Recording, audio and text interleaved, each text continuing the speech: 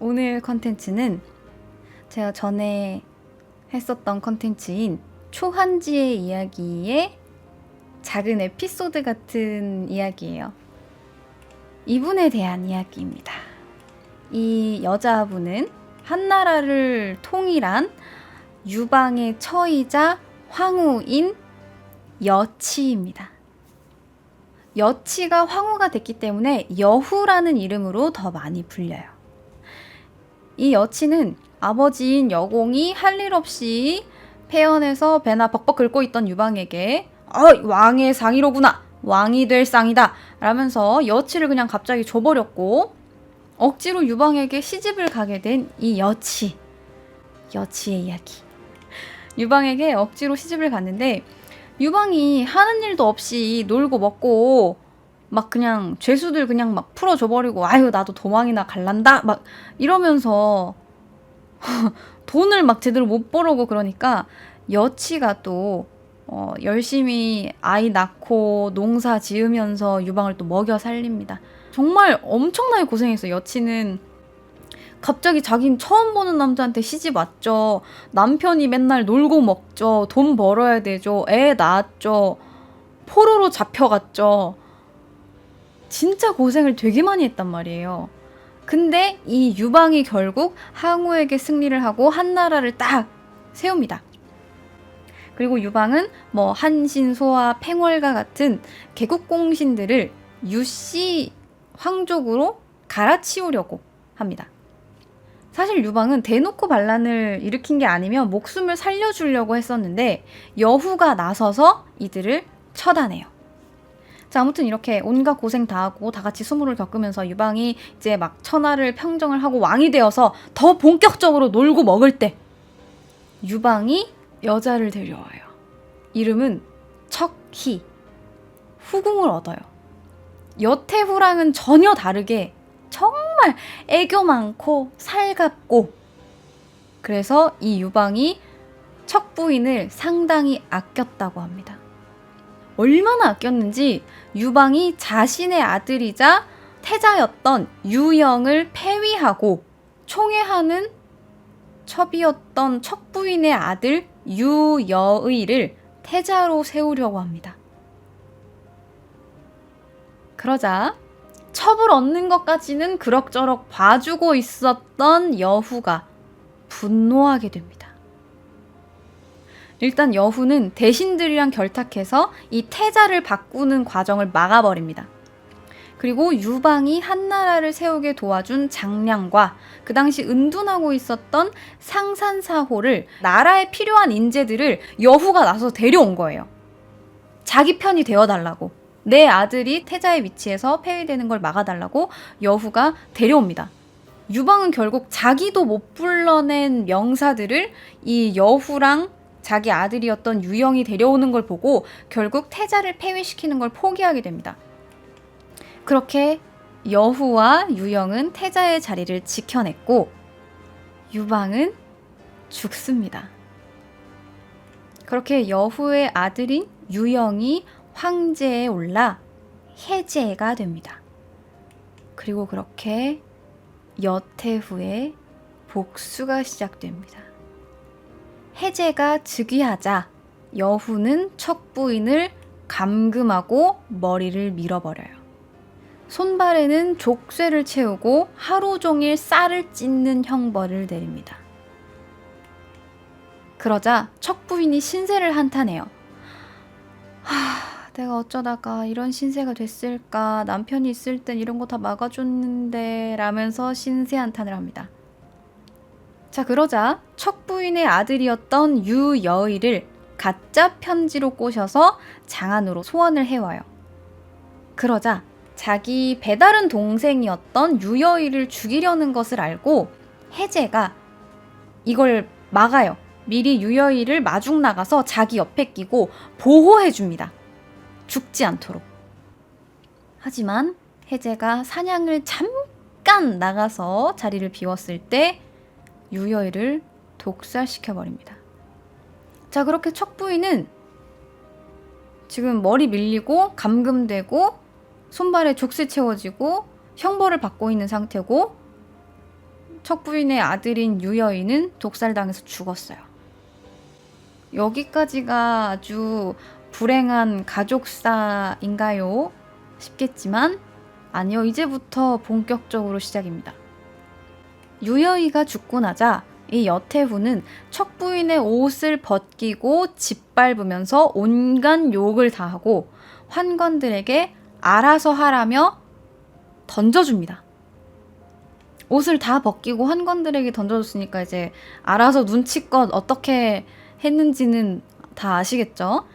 자, 그리고 이 척부인에게 독을 먹여서 벙어리로 만들어요. 말을 못하게 벙어리로 만들고 눈을 찢어서 눈을 그냥 파버립니다. 그리고 귀에다가 유황물을 부어서 귀머거리로 만들어요. 말도 못하고 눈도 안 보이고 귀도 안 들립니다. 그러자 척부인이 까무러치죠. 기절을 하니까 물을 끼얹고 응급처치를 해서 살려내요. 절대로 죽을 수 없어요. 그렇게 정신을 차리자 사지를 자릅니다. 팔다리를 잘라서 돼지우리에 던져요.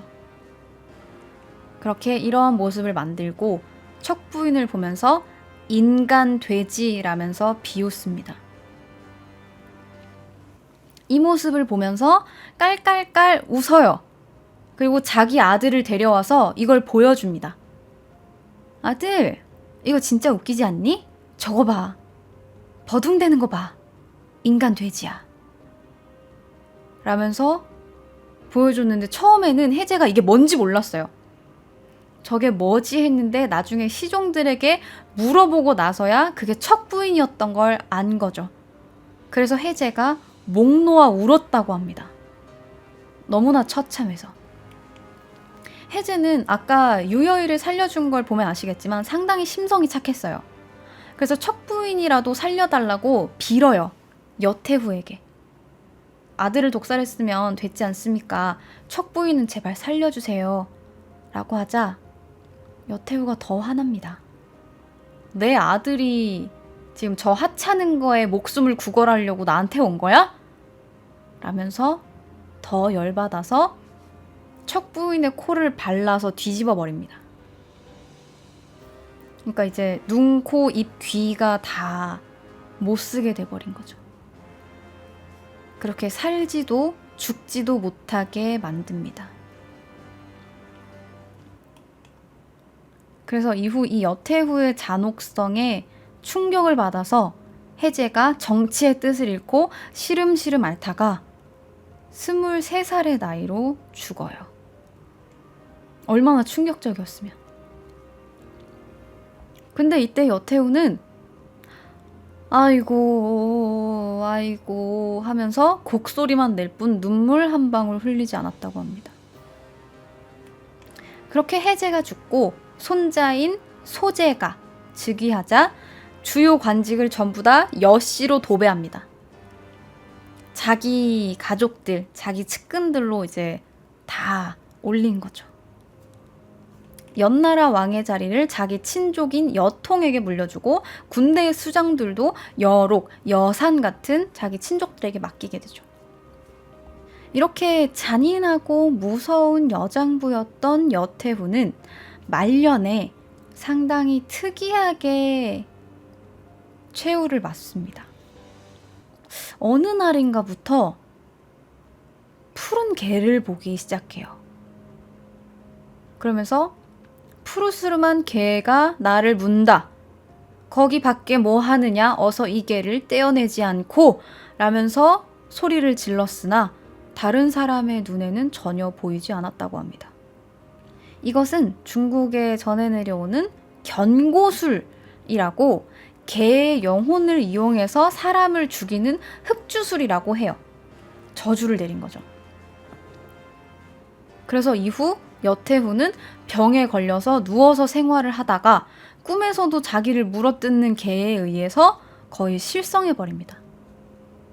근데 놀라운 건 이 여태후가 푸른 개에게 물리는 꿈을 꾸고 나서 잠에서 깨면 몸에 진짜로 개에 물린 것처럼 이빨 자국이 나 있었대요. 그리고 죽기 직전까지도 피를 상당히 많이 흘렸다고 합니다. 그래서 여태우는 자기 이제 마지막을 직감한 거죠.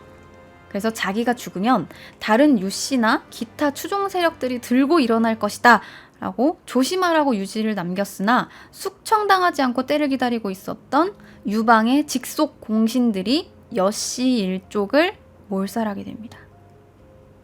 그래서 여태우는 죽었어요.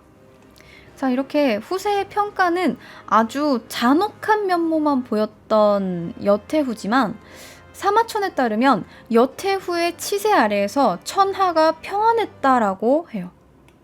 여후 시절에 형벌을 가하는 일도 드물었고 죄인도 드물어서 치안이 좋았으며 백성들이 농사일에만 힘을 쓰니까 입고 먹는 것이 갈수록 넉넉해져서 태평성대다라고 말할 정도로 아주 좋았다고 합니다.